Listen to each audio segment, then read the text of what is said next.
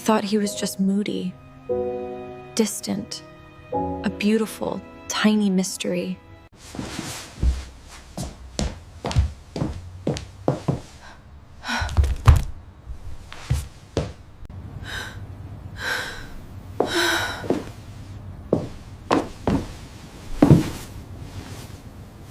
What do you want from me?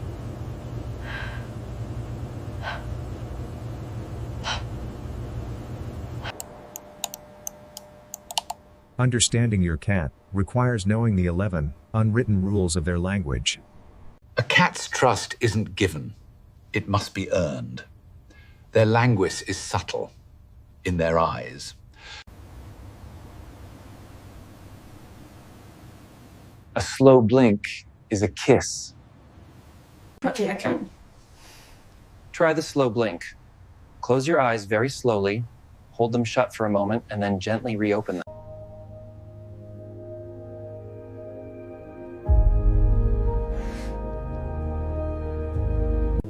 It wasn't about what I wanted. It was about learning to listen, to speak his language.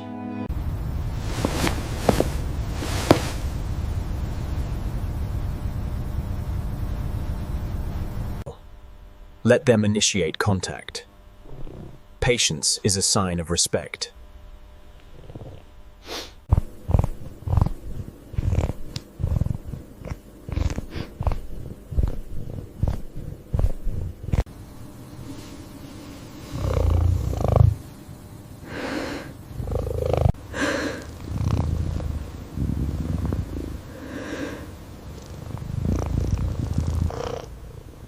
He wasn't distant. He was just waiting.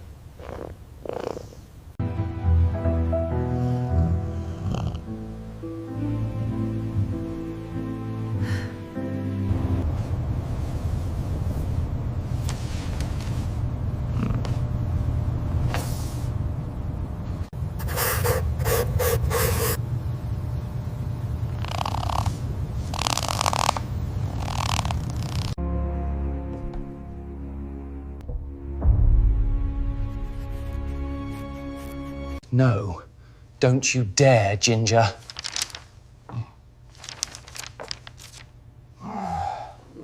They are not just random acts.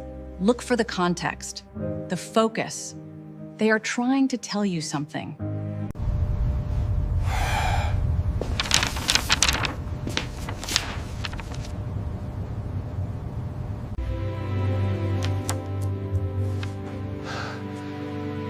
Ginger, what have you?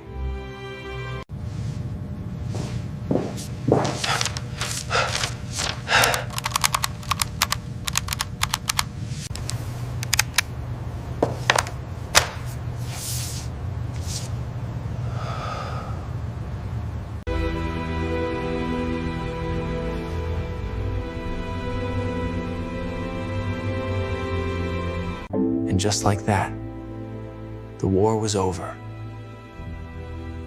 I was finally listening.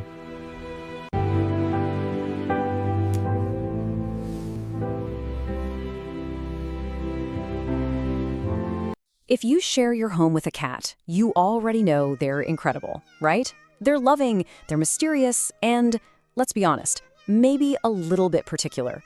But what if I told you they live by this secret set of rules, a rule book they expect us to follow but never handed us? Well, today we're going to dive into that hidden feline social contract. So let's just start with a number that might actually blow your mind. Recent studies show that over 70% of cat behavior issues, we're talking scratching the couch, avoiding the litter box, you name it, they don't happen because you have a bad cat. Nope. They happen because we, the humans, are completely misreading the signals. And that really begs the question, why is there such a disconnect? Well, it all comes down to a communication gap. See, our cats are talking to us all the time, but we're just not speaking their language. So this explainer? It's all about closing that gap. We're going to reveal the unspoken rules they really wish we knew. Okay, first up, let's get into the rules for when we're literally face-to-face with our cats. This is where some of the most common and most accidental social blunders happen. Here's a total classic. You know, we think staring lovingly into our cat's eyes is how we show affection. But in their world, a long, direct, unblinking stare is, well, it's a threat. It's basically the prelude to a fight. As feline behaviorist Dr. Mikel Delgado points out, a hard stare isn't interpreted as love, it's seen as tension and aggression. And I think this quote from a pet parent it nails it. It's so relatable, right? That little slap isn't the cat being mean. She is literally correcting what she sees as a serious social mistake. She's teaching her human proper cat manners, one calm, disapproving slap at a time. So if staring is a big no-no, what's the right way to do it? It's the slow blink. This is the proper, scientifically backed way to say, I love you and I'm not a threat in their language. It communicates peace and safety. Seriously, try it. The moment your cat slow blinks back at you, you'll know you've just had a genuine conversation. All right, rule number 2 is all about patience. I know it's so tempting to just rush over for a cuddle every time our cat wanders into the room, but for them, choice is everything. They really value being the one to start the interaction. When we force it, even if it's with love, it can make them feel like their control over their own space has just been snatched away. And when they do come to you for pets, just remember, less is more. Cats tend to prefer short, light strokes around their head, cheeks, and chin, places where their scent glands are. And you gotta watch for these signs of overstimulation. That tail starting to flick back and forth, that's not happy excitement. That's a very polite, but very firm request to please stop now. Okay, now let's expand out from direct interactions and talk about the space our cats live in. To them, our house is their entire world. And believe me, they have a whole set of rules for that too. Let's talk about something called a scent map. You know when your cat rubs their cheek on the corner of the sofa or on your leg? That's not just them being cute. They're literally tagging their world with their scent, creating this invisible map that says, this is mine, this is safe. So when we use super strong cleaners or rearrange all the furniture, it's like a stranger broke into your bedroom and moved everything around. It is deeply unsettling for them. And speaking of sacred spaces, let's talk about the litter box. For a cat, this is a place of maximum vulnerability. Following these simple rules, quiet location, keeping it clean, it's not just about preventing messes. It's about showing respect for their need for security and privacy in a moment when they feel totally exposed. This next rule is just hardwired into their predator-prey DNA. A cat must never feel trapped. You ever notice your cat pause at a doorway? That's not them being indecisive. They're doing a risk assessment. They're mapping their exits. So the key for us is to never block doorways or corner them. And the funny thing is, when a cat knows they can leave, they're so much more likely to choose to stay. For us, routine can sometimes feel a little boring.